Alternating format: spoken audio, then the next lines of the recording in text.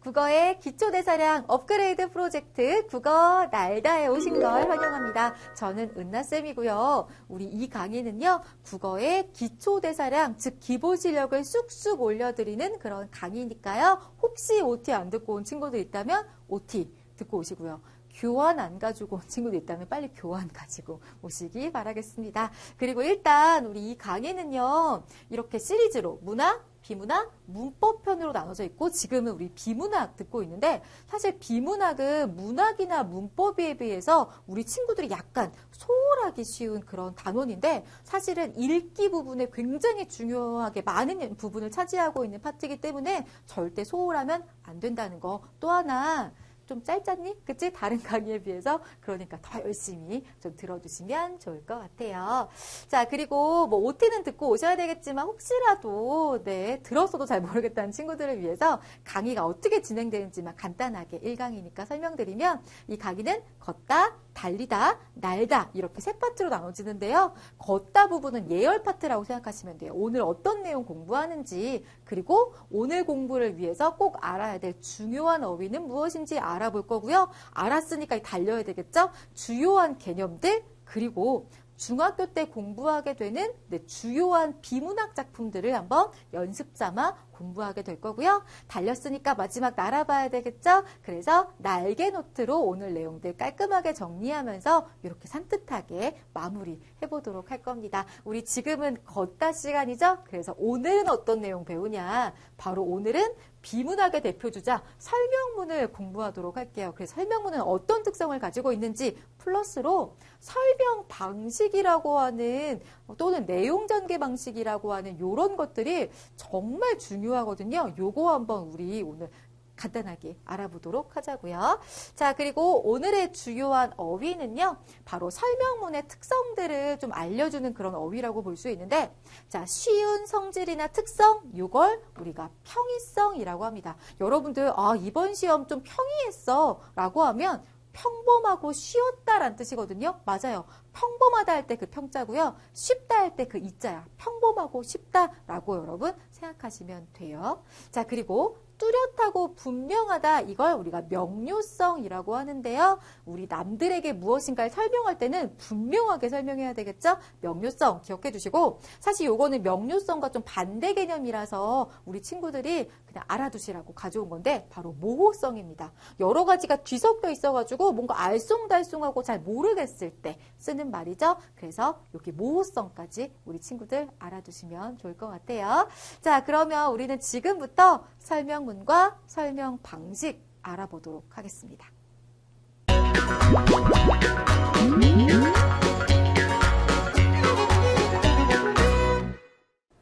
네, 자, 그럼 우리 친구들 이제 우리는 설명문에 대해서 공부하고요. 그리고 어떻게 잘 설명할까? 즉 설명 방법에 대해서 한번 공부를 해보도록 할게요. 일단은 우리 설명문이 무엇인가부터 공부를 해보면요. 설명문은 일단 무엇을 목적으로 하냐면 글쓴이가 독자에게 정보를 전달하는 거예요. 그런데 정보를 전달하는데 이 정보들이 어려워.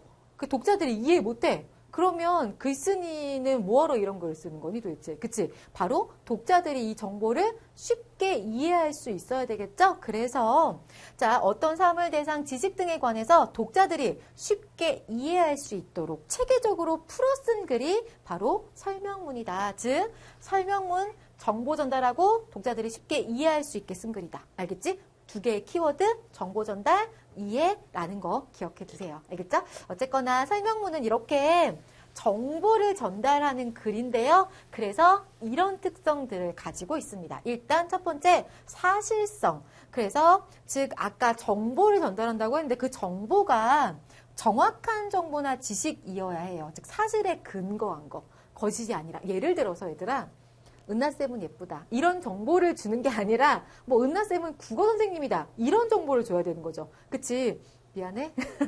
자, 어쨌거나 얘들아 어떤 차이인지 알겠지? 예쁘다가 아니라 정확한 사실을 전달해주는 글이라는 얘기예요. 그 다음에 객관성이라는 건요. 글쓴이의 주관적인 의견이나 느낌은 배제하고 객관적인 입장에서 있는 그대로의 내용을 전달한다는 건데 주관적, 객관적의 차이점은 뭐냐면 예를 들어 이렇게 설명할게요. 예를 들어 얘들아 선생님 키가 만약에 예를 들어 170이라고 해봐. 이거는 객관적 입장에서 있는 그대로의 사실이자 내용이죠. 그치? 그리고 이걸 보고 어떤 사람들은 물론 내 키가 170은 아니야. 알겠지? 자, 어떤 사람들은 근데 이 키를 보고 요즘 여자치고는 뭐 큰 편이네? 라고 하는 사람들이 있을 수도 있고요. 에이, 요즘 같은 때 170이면 작은 거지라고 생각할 수도 있어. 그치? 이런 건 객관적인 거고, 이런 건 바로 뭐 주관적이라고 볼 수 있겠지? 또 이거는 사실이고, 이거는 의견이라고도 볼 수 있겠죠? 그러니까 이런 차이다. 우리는 이쪽이 아니라 설명문은 여기. 알겠지? 이런 사실이나 객관적인 이야기들을 하는 글이다 라는 거 기억해 두시고요. 자, 평이성 볼게요. 우리 아까 평이성 봤다. 그치? 평이성 뭐라고? 쉽다. 평범하고 쉬운 걸 우리가 평이성이라고 했는데 독자들의 글의 내용을 쉽게 이해할 수 있도록 쉽게 쉬운 어휘와 간결한 문장으로 써야 한다라는 거. 어렵게 막 쓰는 게 아니라. 그리고 명료성. 독자들이 또 내용을 제대로 이해하려면요. 분명한 내용을 전달해야 돼요. 뜻이 분명하게 전달되도록 정확하게 표현해야 된다. 우리 아까 그래서 모호성이라는 이야기 봤었잖아요. 예를 들어서 라면 끓이는 법을 내가 정보 전달하는 설명문으로 쓰겠다라고 했을 때 이런 거죠. 물을 적당히 넣고 끓인다.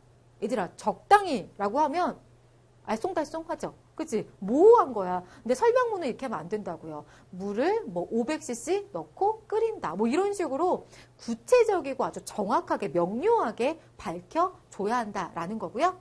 체계성은 일정한 순서나 원리에 따라서 내용을 짜임새 있게 구성하는데요. 그 짜임새가 바로 이런 겁니다. 머릿말, 본문, 맺은말 혹은 처음, 중간, 끝 이렇게 돼서 이 앞부분에는 대체로요. 글을 쓰게 된 동기나 뭐 배경, 목적 등등을 제시하고요.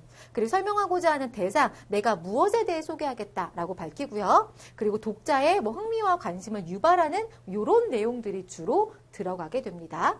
그리고 본문, 중간 부분에서는 본격적으로 설명, 정보 전달을 해야 되겠죠. 그리고 맺은말 부분에서는 앞에서 이렇게 설명했던 내용에 대해서 요약 및 정리하고요. 독자에 대한 당부 및 과제 뭐 이런 것들을 제시하면서 글을 마무리하는데 대체로 설명문은 다 객관적이야. 객관적인 내용을 다루는데 이런 당부나 과제 부분에 살짝쿵 자신의 의견들이 들어갈 수도 있습니다. 살짝만, 알겠지? 자, 그러면 설명문이 갖추어야 할 가장 핵심적인 요소, 글쓴이의 체험이라고요? 아니지. 객관적인 지식이나 정보 이런 것들이 가장 주된 요소여야 하겠죠? 답은 3번이고요. 자, 이제부터는 우리 어떻게 잘 설명할까? 이런 방법들을 활용하게 되면 훨씬 더 잘 설명할 수 있는데요. 즉 설명 방법들을 좀 공부하도록 할게요. 제가 교환이랑은 약간 다르게 좀 그림 형태로 우리 친구들이 좀 더 쉽게 알아들을 수 있도록 이렇게 좀 준비를 해봤으니까요. 교환이랑 함께 살펴보시는데요. 일단 첫 번째 설명 방식 정의예요. 이 정의는요. 저스티스, 너희 세일러문 아니 세일러문? 세일러문이 막, 뭐 정의의 이름으로 막 이거 아니야, 얘들아. 여기서의 정의는요, 의미를 정해준다 라는 뜻의 정의입니다. 그래서 설명하고자 하는 대상이 있어요. 여기로 치면 문학입니다. 문학. 이 문학이 무엇인지 그 의미나 개념을 풀어주는 것, 그 의미나 개념을 정해주는 거. 이게 바로 정의야. 즉 문학이 무엇인지, 문학은 인간의 사상이나 감정을 언어로 표현한 예술이라고 문학이 무엇인지 알려주는 부분, 이게 바로 정의라고요. 알겠지? 의미를 정해주는 부분, 개념을 설명해주는 부분. 알겠지? 정의 기억해 주시고 이번에는 예시 볼게. 에이, 예시는 다 알지, 얘들아. 즉, 예를 들어 보여주는 걸 말합니다. 자, 설명하고자 하는 대상이 있다면 이것들에 대해서 구체적인 예를 들어서 보여주는 거야. 자, 이렇게 보여주면 그 설명하고자 하는 대상이 뭐지 이게? 라고 했다가도 이거 라고 알게 되는 건데 예를 들어서 봄에 피는 꽃, 이게 설명하고자 하는 대상이야. 봄에 피는 꽃? 뭐지 그런 게? 라고 했을 때 개나리, 진달래, 민들레라는 예를 들어주면 그거 라고 이렇게 알게 되는 거죠. 대체로 이런 예들은 그래서 우리가 흔히 알 수 있고 친숙하게 접할 수 있는 것들로 예를 들게 됩니다. 이게 바로 예시이고요. 자, 열거는 예시랑 약간 비슷한데요. 설명 대상에 대해서 예 또는 사실들을 쭉 늘어놓는 걸 말합니다. 그래서 꽃밭에는 장미, 백합, 튤립, 칸나가 활짝 피어 있다라고 이렇게 장미, 백합, 튤립, 칸나처럼 이 예나 그 사실들, 그 대상들을 쭉 늘어놓는 거, 즉 몇 개씩 이렇게 나열하는 걸 우리가 열거라고 합니다. 그래서 대체로 열거는요 예시이기도 하고 열거이기도 하는 게 되게 많아요. 알겠지? 자, 그리고 비교랑 대조는 우리가 묶어서 함께 공부하시는 게 좋아요. 왜냐하면 두 개가 되게 비슷한 게 있거든. 자, 일단 비교나 대조 둘 다 대상, 설명하고자 하는 대상이 2개 이상이어야 돼. 2개 이상이어야 되는데 비교 같은 경우는 이 대상의 공통점이나 유사점을 가지고 얘기한다면 대조는 차이점을 가지고 얘기합니다. 여기 예를 볼까요? 문학과 영화는 자 대상이 2개 나왔는데요. 자 이야기 구조를 지닌 예술이라고 즉 공통점에 대해서 얘기하고 있잖아요. 아하 그러니까 자 이 첫 번째 예는 뭘까? 비교인 거고요.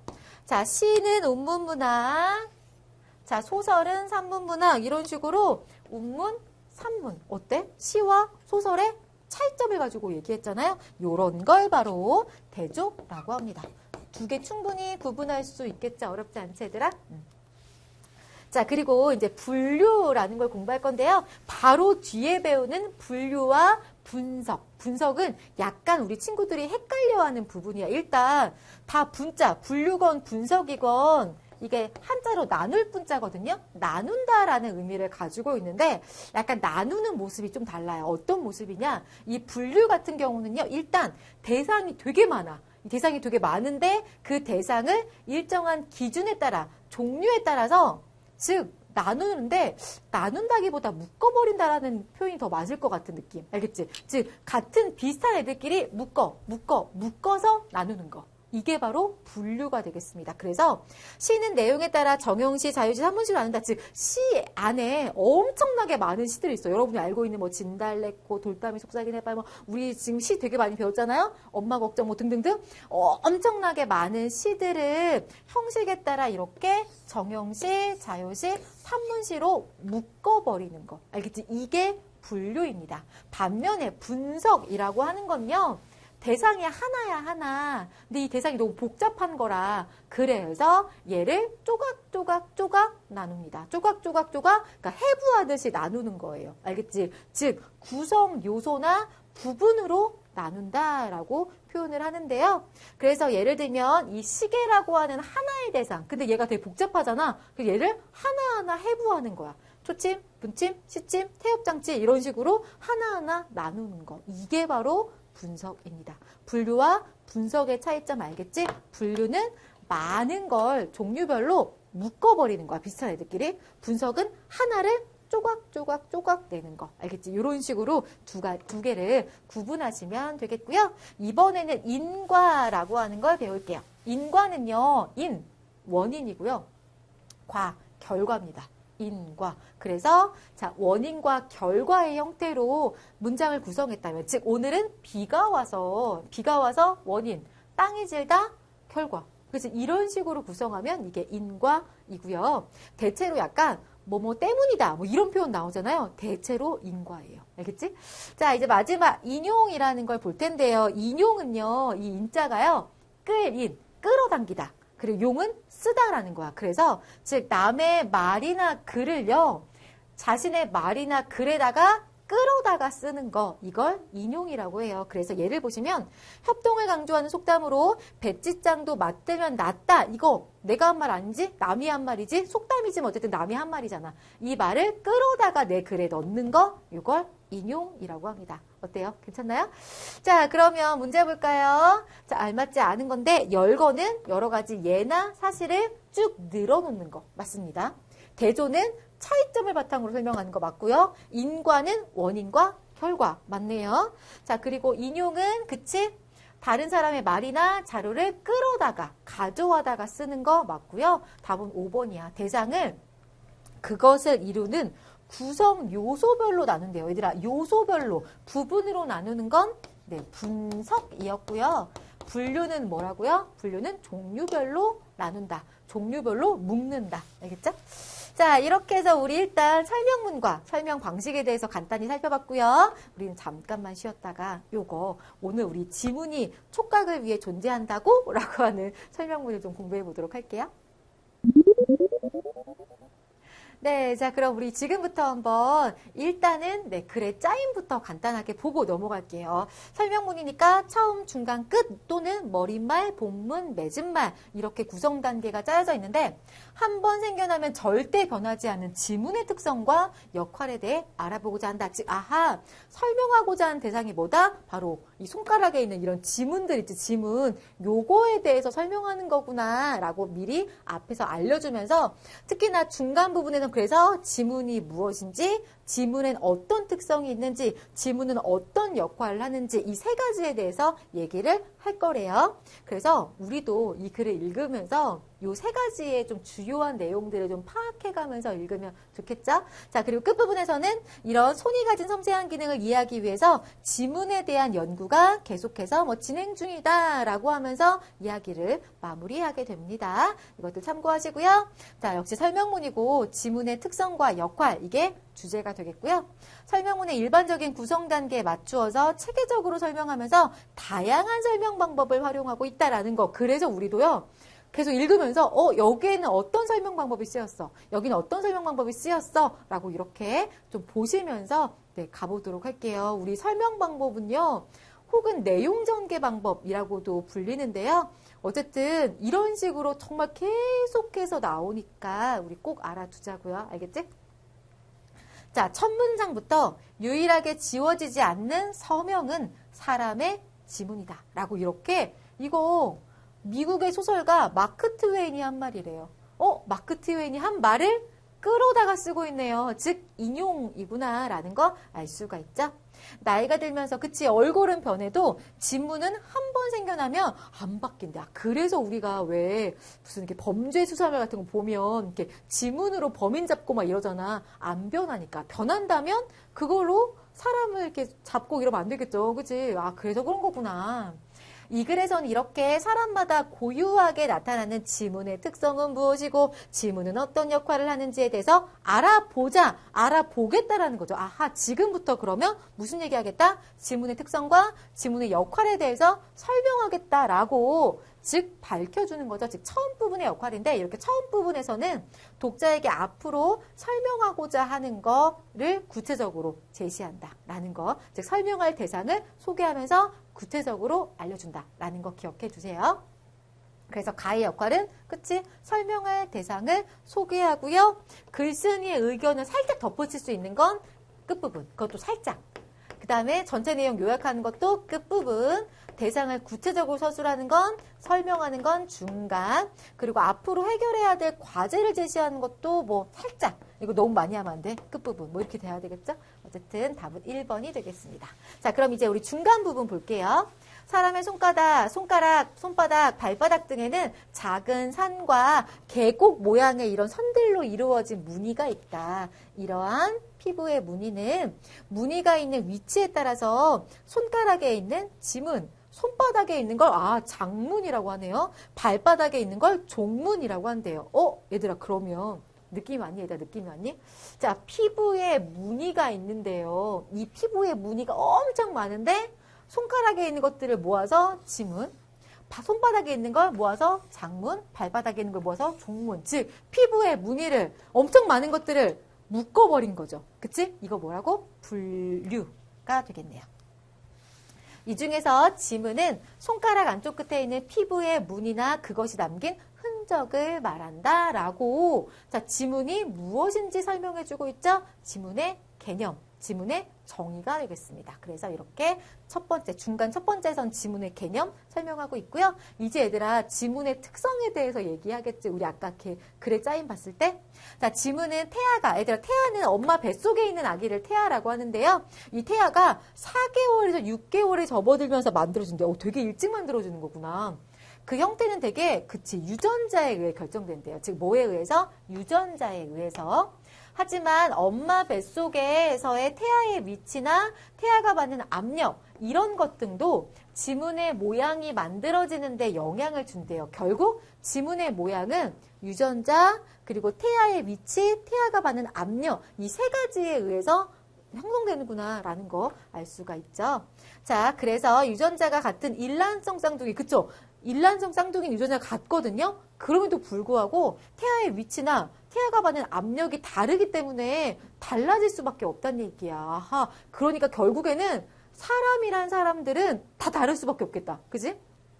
그래서 지문의 형태는 이렇게 유전자, 태아의 위치, 태아가 받는 압력 등에 따라 결정이 된다. 그리고 두 사람의 손가락에 있는 지문이 일치할 수 있는 확률은 억지로 어떻게 계산해봐도 640억 분의 1. 우리 지구인이 다 얼마지? 거의 이 정도 되지 않나?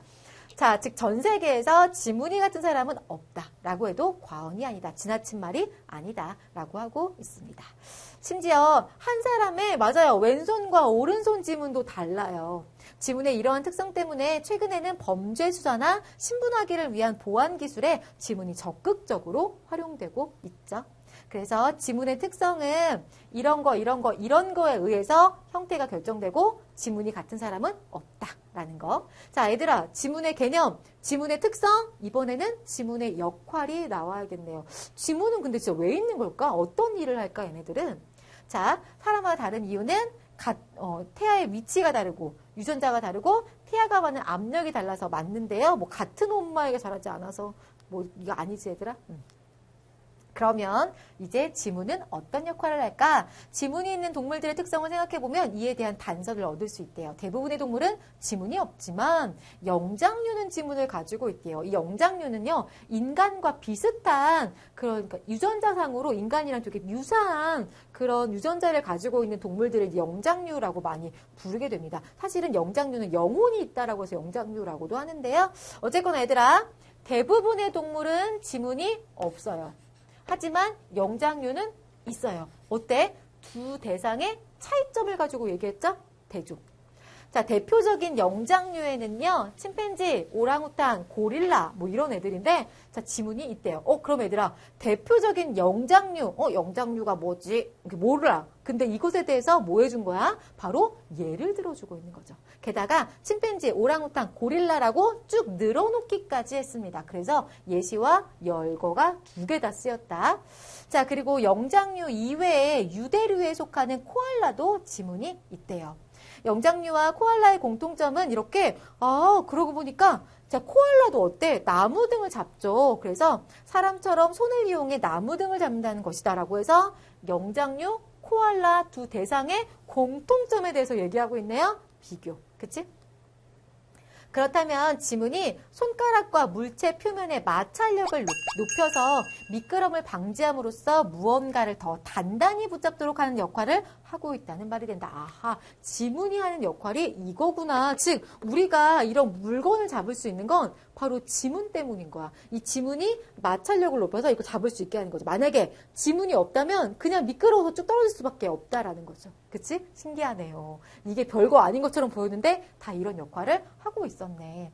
예를 들어 컵과 같은 표면이 미끄러운 물체를 잡을 때 지문이 물체를 놓치지 않도록 도와주는데 얘들아, 예를 들어 나왔네. 예를 들어. 예시죠? 최근 과학자들은 지문의 또 다른 역할을 밝혀냈는데요. 그것은 손가락의 지문이 손의 촉각을 예민하게 한다는 것이다. 이게 바로 지문의 역할 두 번째입니다.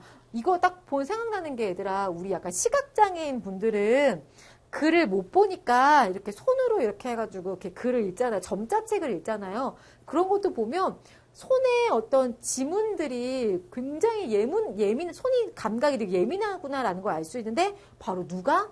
지문이 그런 촉각들을 예민하게 한다라는 거죠. 손끝으로 물체를 만질 때 지문이 신호 증폭기 역할을 해서 피부에 있는 신경이 물체의 진동을 더 섬세하게 감지할 수 있도록 해주기 때문이다 라고 했는데 얘들아, 자, 지문이 신호 증폭기 역할을 해. 그치? 그 다음에 그래서 더 섬세하게 감지할 수 있어. 원인과 결과죠. 그래서 인과가 되겠습니다. 실제로 손가락이 유리처럼 매끄러울 때보다 지문이 있을 때 물건의 재질을 최대 100배까지 더 예민하게 느낄 수 있다라고도 하고요.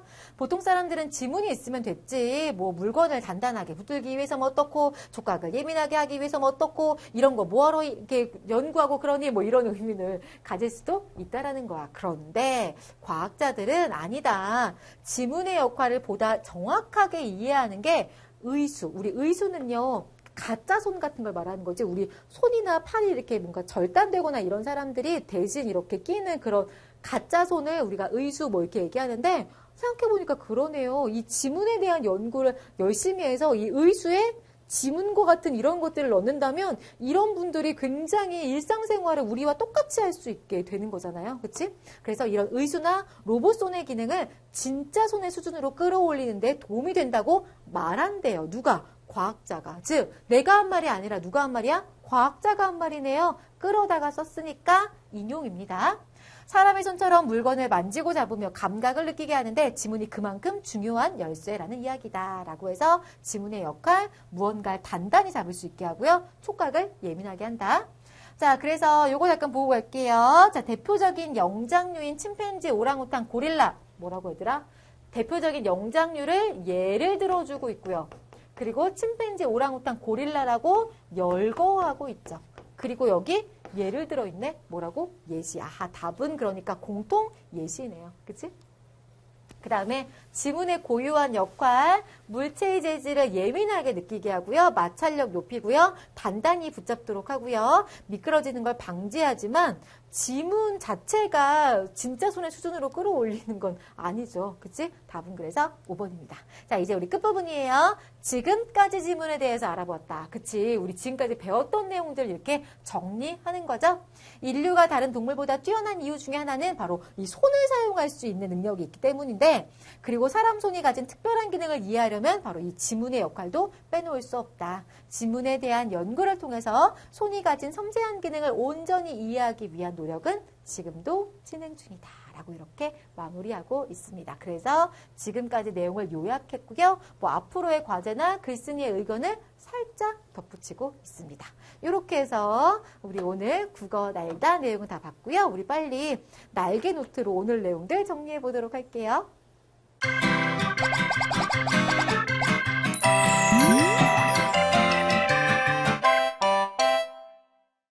네, 자, 그럼 이제 우리는 날개 노트로 날아보도록 하겠습니다. 우리 오늘 설명문에 대해서 공부했었죠? 정보 전달을 목적으로 해서 어떤 사물이나 대상, 지식 등에 관해서 독자들이 쉽게 이해할 수 있도록, 그치? 정보 전달, 이해, 이런 키워드 기억해 두시면서 설명 방식, 자, 개념이나 용어의 뜻을 풀이하는 거, 의미를 정해준다, 정의. 그 다음에 구체적인 예를 드는 거, 예시.